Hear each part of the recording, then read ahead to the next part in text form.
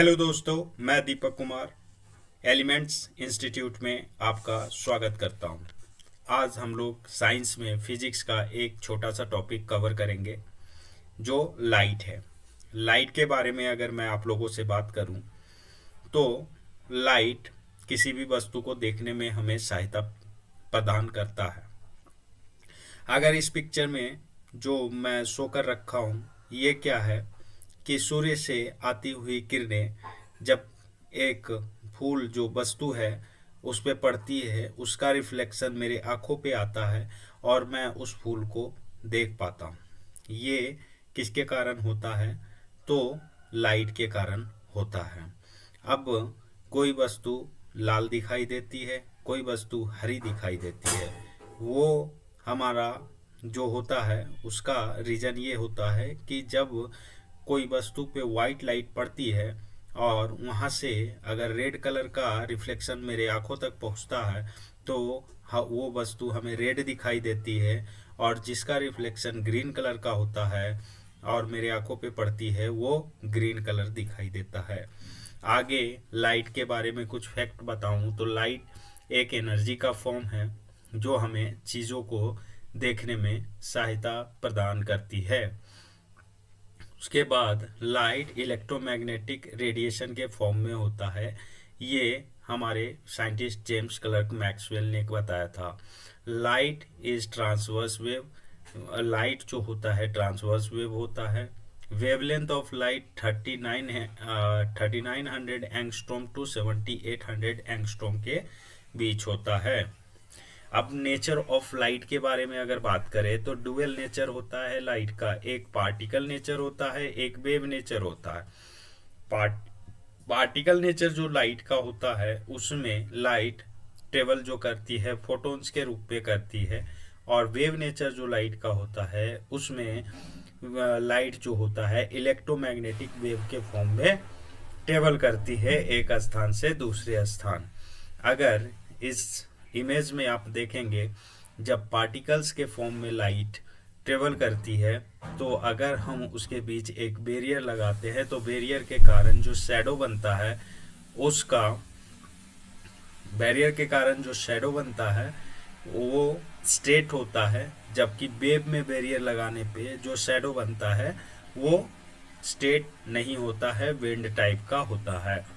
अगर हम बात करें यहाँ पे वेव थ्योरी ऑफ लाइट, प्रकाश का तरंग सिद्धांत के बारे में, तो the wave theory of light जो है एक साइंटिफिक थ्योरी है।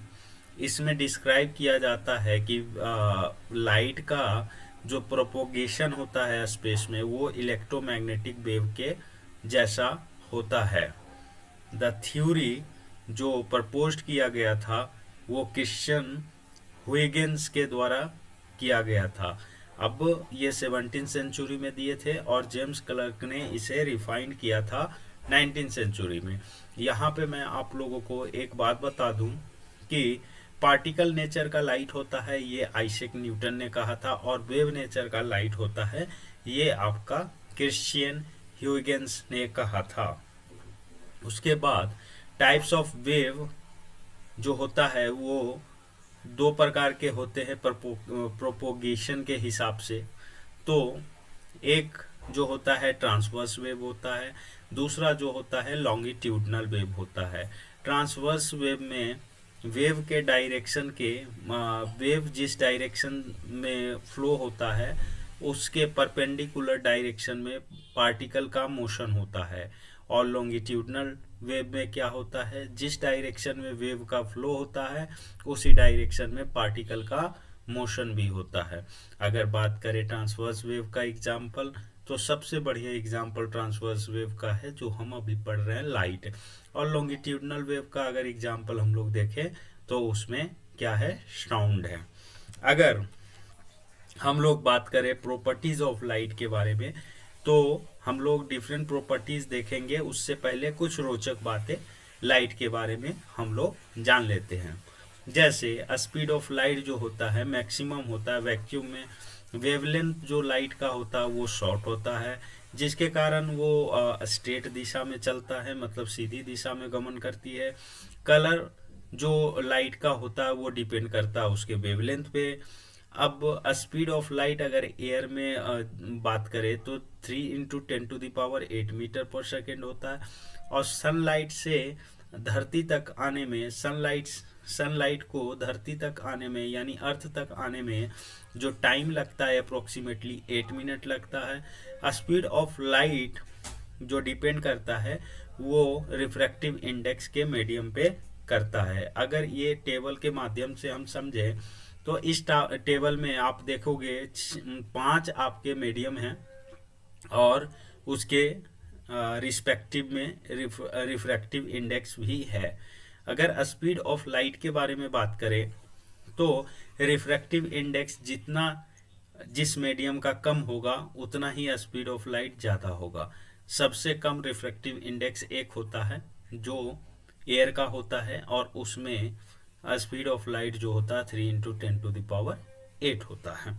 अगर हम लोग बात करें रिफ्लेक्शन ऑफ लाइट जो कि पहली प्रॉपर्टी है लाइट की, तो ये क्या है, जब लाइट अप्रोच करता है स्मूथ पॉलिश सरफेस पे तो वो क्या होता है, वो बाउंस बैक कर जाता है और इसे ही हम लोग क्या कहते हैं, रिफ्लेक्शन ऑफ लाइट। ये सरफेस पे एक इंसिडेंट रे आता हुआ दिखाई दे रहा है और ये रिफ्लेक्ट होकर के वापस जाता हुआ दिखाई दे रहा है।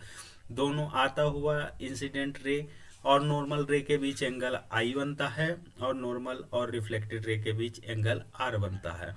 अब रिफ्लेक्शन का लॉ क्या कहता है, 2 लॉ होते हैं। पहला लॉ होता है incident ray, normal, reflected ray, तीनों जो लाई करेगा एक ही प्लेन पे करेगा जैसा कि आप फिगर में देख रहे हैं। और दूसरा इंसिडेंट एंगल और रिफ्लेक्टेड एंगल बराबर होगा। बराबर कहने का मतलब अगर इंसिडेंट एंगल 30 डिग्री होगा तो रिफ्लेक्टेड एंगल भी 30 डिग्री होगा। किसके साथ, तो नॉर्मल के साथ। आगे हम लोग रिफ्रैक्शन ऑफ लाइट के बारे में बात करेंगे। रिफ्लेक्शन ऑफ लाइट क्या होता है, रिफ्रैक्शन जो होता है लाइट का बेंड होना होता है। ठीक है, ये क्यों हो पाता है पॉसिबल, जब लाइट एक माध्यम से दूसरे माध्यम में ट्रेवल करती है तो वो अभिलंब के तरफ यानी बेंड हो जाती है, या तो अभिलंब के तरफ झुकती है या अभिलंब से दूर चली जाती है। और इसी घटना के कारण ही हम लेंसेस का यूज कर पा रहे हैं, मैग्नीफाइंग ग्लासेस का यूज कर पा रहे हैं और प्रिज्म का भी, एंड रेनबो का भी प्रोसेस प्रक्रिया हो पा रही है। यहाँ पे देखिए एक इंसिडेंट रे एक मीडियम से दूसरे माध्यम में जा रहा है तो डिफ्लेक्शन हो रहा है। रे का मतलब सीधी रेखा में गमन ना करते हुए थोड़ा डिफ्लेक्ट होकर के गमन कर रही है। अब लोअर डेंसर मीडियम से हाइयर डेंसर मीडियम में जब लाइट प्रवेश करती है तो वो अभिलंब के तरफ डिफ्लेक्ट होती है यानी अभिलंब के तरफ झुक जाती है, और नॉर्मल जिसे कहते हैं इंग्लिश में। अगर दूसरी बात हम बोले कि हाइयर डेंसर मीडियम से कम डेंसर मीडियम के तरफ जब लाइट जाती है तो अभिलंब से दूर हो जाती है। अब इसके कुछ एग्जाम्पल के बारे में बात करेंगे। तो पहला एग्जाम्पल जो है आपका, पेंसिल का पानी में डूबा हुआ होना बेंड दिखाई देता है, ऐसा रिफ्रैक्शन ऑफ लाइट के कारण होता है। Twinkling of a star, star में तारों का चमकना, वो स्विमिंग पूल का जितनी गहराई में वो हो उससे थोड़ा उठा हुआ दिखाई देना उसका तलवा, रेनबो का फॉर्मेशन स्काई में, या कैमरा लेंसेस जो होता है या ग्लासेस, ये सारे एप्लीकेशन किसके हैं, रिफ्रैक्शन के। अब हम लोग बात करेंगे टोटल इंटरनल रिफ्लेक्शन के बारे में। ठीक है, टोटल रिफ्लेक्शन जो होता है, इंटरनल रिफ्लेक्शन जो होता है तब होता है जब किसी माध्यम से दूसरे माध्यम में हम रे को भेजते हैं लेकिन वो रे दूसरे माध्यम में ना जा करके अपने ही माध्यम में लौट आती है तो उसे हम टोटल इंटरनल रिफ्लेक्शन कहते हैं। यहाँ पे आप 3 केस देख रहे हो। एक, जब वाटर से एयर की तरफ रे जा रही है तो वो नॉर्मल से दूर हट रही है, और एक बार जब वहाँ से नीचे मतलब हायर डेंसर से वाटर से एयर की तरफ जा रही है तो इतना दूर हट जा रही है कि 90 डिग्री का एंगल बना ले रही है। तो इसे हम जब 90 डिग्री का एंगल बना लेगा तो उसे हम क्या कहेंगे, क्रिटिकल एंगल। और टोटल इंटरनल रिफ्लेक्शन तब होगा उसके आगे का केस जब एक ही माध्यम में रिफ्लेक्ट होकर के रे आ जाएगी। और यानी कहने का मतलब क्रिटिकल एंगल से जब एंगल ज़्यादा हो जाएगा तब वो जो प्रोसेस होगा वो टोटल इंटरनल रिफ्लेक्शन का होगा। टोटल इंटरनल रिफ्लेक्शन के बारे में अगर कुछ एग्जांपल्स के बारे में बात करूं तो पहला एग्जांपल ऑप्टिकल फाइबर, यानी टोटल इंटरनल रिफ्लेक्शन के कारण उसके जो बाउंड्रीज होते हैं चमकीले दिखाई देते हैं। और डायमंड का चमकना भी टोटल इंटरनल रिफ्लेक्शन के कारण होता है। और मिराज का यानी मिर्चिका का बनना ये भी आपका टोटल इंटरनल रिफ्लेक्शन के कारण होता है। इंडोस्कोपिक जो बायोलॉजिकल मेथड्स है उसमें भी टोटल इंटरनल रिफ्लेक्शन का यूज करके हम इनर पार्ट ऑर्गन्स के इनर पार्ट को देख पाते हैं। अगर डिस्पर्शन ऑफ लाइट के बारे में बात करें, ये भी लाइट की प्रॉपर्टी है। तो जब व्हाइट लाइट किसी प्रिज्म से गुजारी जाती है तो वो 7 रंगों में विभक्त हो जाती है। उसी प्रक्रिया को प्रोसेस को हम लोग डिस्पर्शन ऑफ लाइट कहते हैं। और विभक्त होने का जो है सबसे ऊपर red, orange, yellow, green, blue, indigo, violet ऐसे होती है।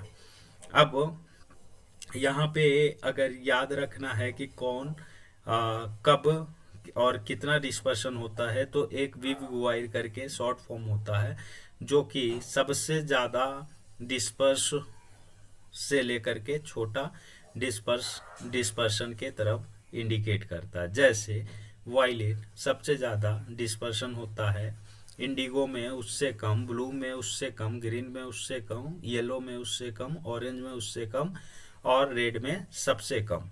अब ये जो डिस्पर्शन है ये डिपेंड करता है वेवलेंथ पे। वेवलेंथ जितना ज़्यादा होगा डिस्पर्शन उस कलर का उतना ही कम होगा। अगर इसके अलावा मैं बात करूं कि प्राइमरी कलर कौन से होते हैं तो रेड, ग्रीन, ब्लू। अगर डिस्पर्शन में सबसे कम डिस्पर्शन कौन होता है तो रेड कलर। इसी के कारण हमारा जो सिग्नल होता है वो रेड कलर का होता है। और सबसे कम डिस्पर्शन जो होता है वायलेट कलर का होता है। अगर हम लोग यहाँ पे बात करें रेनबो, अब क्योंकि रेनबो में हमारा 3 प्रॉपर्टी यूज में आता है लाइट का, रिफ्लेक्शन, टोटल इंटरनल रिफ्लेक्शन और रिफ्रैक्शन। तो हमारा रेनबो का फॉर्मेशन होता है जब आसमान से गिरती ड्रॉपलेट में ये 3 प्रॉपर्टीज होती है लाइट का, तब जाकर के इंद्रधनुष का फॉर्मेशन होता है। ठीक है, क्या क्या? Reflection, total internal reflection, refraction. सूर्य जो होता है सूर्य जब 12 बजे हमारे परपेंडिकुलर होता है अर्थ के, उस टाइम पे कभी भी रेनबो का फॉर्मेशन नहीं होता। और रेनबो का फॉर्मेशन हमेशा सूर्य के अपोजिट डायरेक्शन में होता है। अगर रेनबो के बारे में बात करें तो 2 प्रकार के रेनबो का फॉर्मेशन आसमान में होता है। पहला प्राइमरी रेनबो, दूसरा सेकेंडरी रेनबो। प्राइमरी रेनबो में क्या होता है? प्राइमरी रेनबो में रेड कलर ऊपर में होता है और वायलेट कलर नीचे में होता है, जबकि सेकेंडरी रेनबो में रेड कलर नीचे में होता है, वायलेट कलर सबसे ऊपर में होता है। इसका रीजन क्या है? कब बनेगा प्राइमरी रेनबो? प्राइमरी रेनबो बनेगा जब दो बार रिफ्रैक्शन और एक बार रिफ्लेक्शन हो। और सेकेंडरी रेनबो कब बनेगा? जब रिफ्रैक्शन और रिफ्लेक्शन दोनों 2 बार हो। अब होता क्या है, बेसिकली होता ये है कि जब प्राइमरी रेनबो बनता है तो हमारा जो एंगल जो बनता है वो 42 डिग्री का बनता है। लेकिन जब सेकेंडरी रेनबो होता है तो वहाँ पे एंगल जो होता है, ये जो बनता है ड्रॉपलेट में जो आता हुआ प्रतीत होता है लाइट, ये अगर पीछे मिलाए तो ये 50 डिग्री का होगा, जिसके कारण सेकेंडरी रेनबो होता है। 2 बार रिफ्लेक्शन होता है, ठीक है, 2 बार रिफ्लेक्शन होता है, 1 बार रिफ्रैक्शन होता है, ठीक है। चलिए आगे हम लोग देखेंगे यहाँ पे क्या होता है। आगे यहाँ पे देखेंगे स्कैटरिंग ऑफ लाइट के बारे में, प्रकाश का प्रकीर्णन के बारे में। जब सनलाइट इंटर्स करता है अर्थ के एटमॉस्फेयर में, तब उससे पहले बहुत सारे एटम्स और मॉलिक्यूल्स जो कि गैसेस के फॉर्म में प्रेजेंट रहता है एयर में, उससे होकर गुजरता है, और ये गैसेस क्या करते हैं, उसे एब्जॉर्ब कर लेते हैं उस लाइट को, और फिर एटम्स और मॉलिक्यूल्स री एमिट करते हैं उस लाइट को सारे डायरेक्शन में। तो प्रकाश क्या होता है, सारे डायरेक्शन में फैल जाता है, और इसी प्रोसेस को हम लोग स्कैटरिंग ऑफ लाइट कहते हैं, प्रकाश का प्रकीर्णन कहते हैं।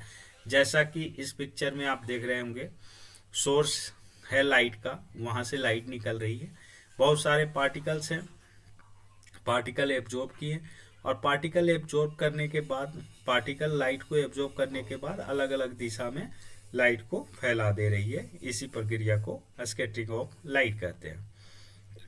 अगर हम लोग एग्जाम्पल देखें स्कैटरिंग का, तो कलर, आसमान का नीला दिखाई देना, समुद्र का पानी नीला दिखाई देना, टिंडल इफेक्ट, वाइट कलर का क्लाउड बनना, सन उगते और डूबते समय लाल दिखाई देना, डेंजर सिग्नल का रेड होना, स्काई जो है हमेशा डार्क दिखना एस्ट्रोनॉजर को, और पाथ ऑफ लाइट जो होता है विजिबल होना कैनोपी ऑफ डेंस फॉरेस्ट में। उसके बाद डेंस और कैनोपी फॉरेस्ट में जो होता है आपका लाइट का विजुअल, मतलब कि लाइट आपको दिखेगी, तो ये किसके कारण होता है, स्कैटरिंग के कारण। अब यहाँ पे डिफ्रैक्शन ऑफ लाइट के बारे में देखेंगे। तो डिफ्रैक्शन ऑफ लाइट क्या है, तो डिफ्रैक्शन ऑफ लाइट जो है स्लाइट बेंड होना किसी भी पैसेज के द्वारा पास होने के कारण, मतलब लाइट जब किसी पैसेज से पास होती है तो वो स्लाइटली बेंड हो जाती है। द अमाउंट ऑफ बेंडिंग जो डिपेंड करता है लाइट का, वो relative size of the wavelength of the light to the size of the opening. तो वेवलेंथ जो होगा आपका लाइट का, और उसके रिस्पेक्टिव में साइज कितना ओपन है, यानी कितना बड़ा साइज है कितना छोटा साइज है, उस पर डिपेंड करेगा। फिर अगर हम बात करें कि ओपनिंग जो हो बहुत ज़्यादा बड़ा हो, तो लाइट का वेवलेंथ जो होगा, सॉरी यहाँ पे मैं बोलना चाह रहा हूँ कि ओपनिंग जो हो लाइट का, वो बहुत बड़ा हो लाइट के वेवलेंथ से, तब बेंडिंग जो होगा उस लाइट में वो आपको नहीं दिखाई देगी, वो अननोटिसेबल होगा। उसके बाद अगर हम लोग बात करें यहाँ पे डिफ्रैक्शन ऑफ लाइट के प्रैक्टिकल, मतलब कि जो करने के लिए, आप अगर एक पेपर को लें और वहाँ से एक लाइट का बीम पास कराएं, तो अगर लाइट का बीम छोटे होल से पार कराएंगे तो बहुत ही शार्प दिखेगा, और थोड़ा सा भी अगर बेंड हुआ है तो वो दिखाई देने लगेगा। जैसे ही आप बेंड को क्या करेंगे, मतलब होल को क्या करेंगे, बड़ा कर देंगे, तो आपका जो वो रे है, इमेज जो बनना है, वो आपका नहीं दिखाई देगा उतना क्लियर, तो इससे आपका डिफ्लेक्शन भी नहीं पता चलेगा। आगे अगर हम लोग ह्यूमन आई के बारे में पढ़ते, बट ह्यूमन आई के बारे में नेक्स्ट पार्ट में, और मिरर के बारे में भी पढ़ेंगे। अभी के लिए इतना ही। अगर वीडियो अच्छा लगे तो सब्सक्राइब करें, लाइक करें और शेयर करें लोगों को, ताकि वो भी इस वीडियो को देख पाएँ।